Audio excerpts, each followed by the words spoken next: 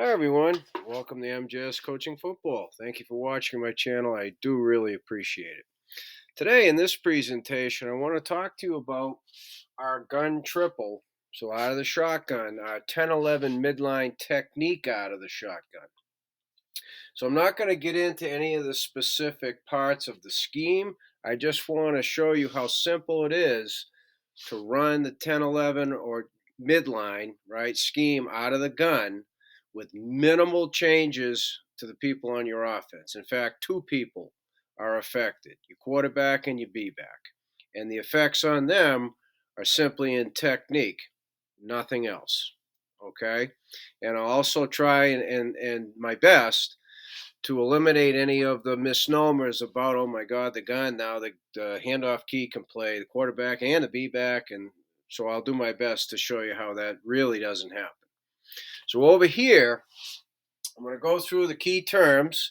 And then over here, again, I'm not going to diagram anything, but I'm going to show you how the techniques affected for the quarterback and the B back, and only the quarterback and the B back, and how that effect on the technique is minimal in impacting the scheme itself.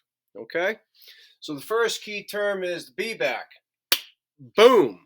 Same. So as an example, right here I have his B backs at 4 yards. We tell him when you come out, just reach out and be able to touch your quarterback.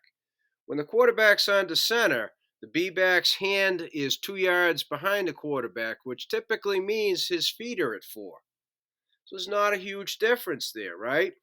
The obvious difference is he's not going to be in a three-point stance. He's going to have his hands on his thighs, and he's going to be in a two-point stance. Okay?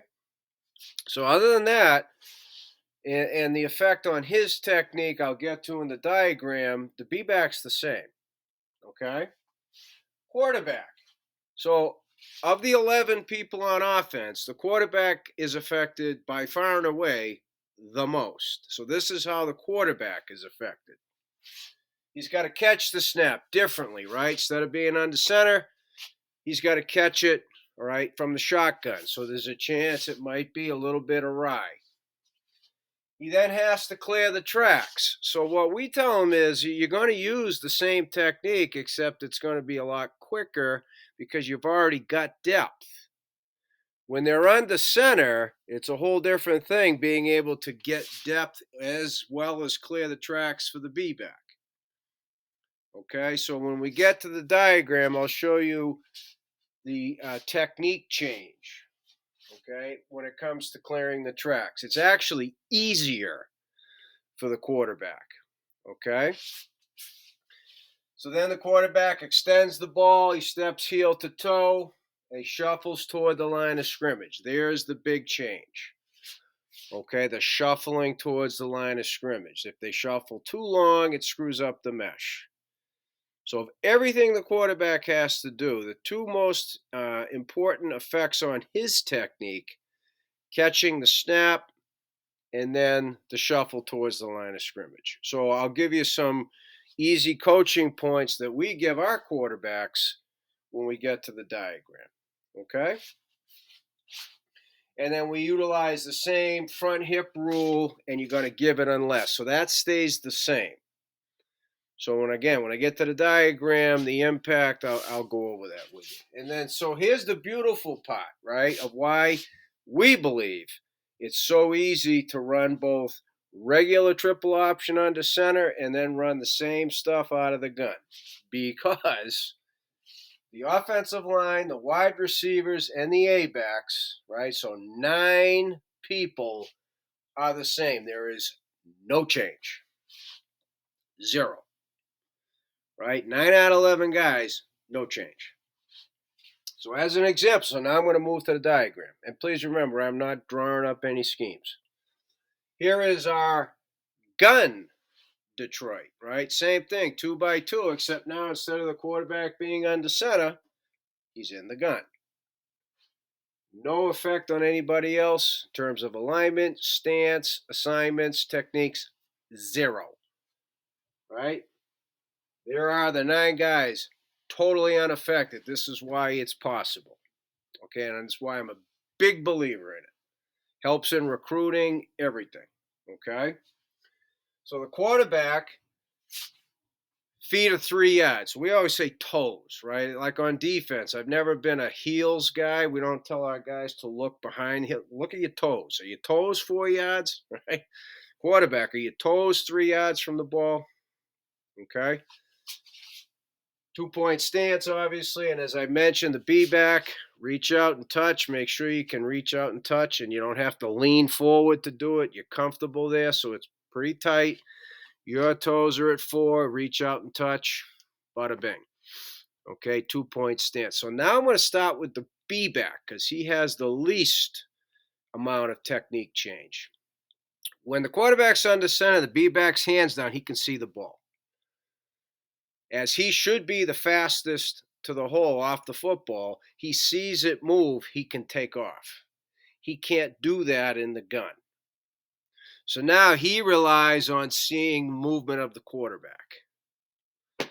Okay, so now in the gun, the B back, his movement key is the quarterback directly in front of him, and then everything else stays the same. He steps at, if he hears an even call, he steps right straight ahead at the crack of the center. If he hears an odd call, he steps at the play side hip of the center. Nothing changes. Okay, so for the B back, he goes on the quarterback's movement. There it is. Boom, done. So now the person affected the most, right? The quarterback. So for starters, right, he makes sure his toes are at 3. He listens to all the calls. He identifies total numbers. He identifies 1, 2, 3, right? Boom, done, all set. Goes through the cadence. His hands are up in front of his chest as he starts the cadence. So he's ready, okay?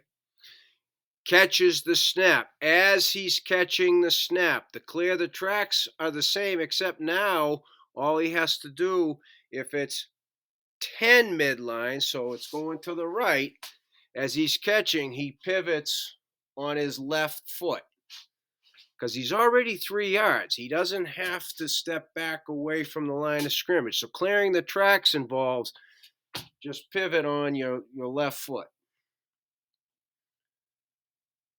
Okay? Right here. And he's extending the ball at the same time. So he's pivoting, that's clearing the tracks and extending the ball. Right?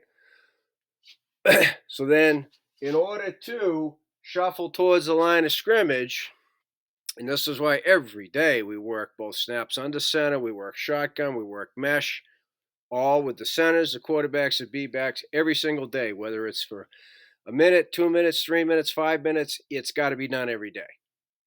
You do it in pre-practice. It's so easy to do. Preseason, you got meeting time, you got downtime. You encourage your guys to get together. It's the only way it can work, right? So now here, once the ball, as always, when the B back, okay, soft squeezes the ball, that's when the shuffle begins. And notice now I got my chin tucked on my front shoulder because my eyes are on that handoff key. So the shuffle is, okay, as I'm got the ball, so when I extend the ball, it's behind my back hip. And so as the B back moves, as I'm shuffling, as it approaches my front hip, that's when I make the decision. So it's just something that you got to do a few times for the quarterbacks to get the feel of it. It's no different. The ball is always extended back behind the back hip. So as the B back soft squeezes on the football, as it moves with them to the front hip, you got to make the decision. So you just encourage the same coaching points. The extending of the ball is the back behind the back hip. As you're shuffling, the ball will be moving with the B back, and decisions made by that front hip given less. So if you utilize the same coaching points, the quarterbacks realize there's not a big difference. The difference is they've already got the depth, so now they can shuffle towards the line of scrimmage versus when they're under center, they got to get the depth by stepping back away from it, using their heels as their toe points, right? So that's it. Everything else is the exact same, including the creases begin from the guard's inside toes, toe to toe. That's the crease, right? A gap to A gap. And number one becomes the first one outside that crease. So here it is, 1, 2, 3, right? Boom, done. We're always looking to run it to the 3 technique. So again, I'm a big believer in you can utilize the gun as well as under center without making major wholesale changes. That's an easy selling point to your guys. In recruiting, it's huge for incoming quarterbacks and even the slots, the receivers, because it's more of a pass threat. You still running your base triple, but just being in the gun puts the defense on alert. They got to be a little bit more cognizant of the pass threat. Okay? So as I said at the beginning, thank you for watching MJS Coaching Football. I do really appreciate it. To subscribers and non-subscribers alike, please reach out to me at CoachMJSullivan@gmail.com because I would love to talk football with you.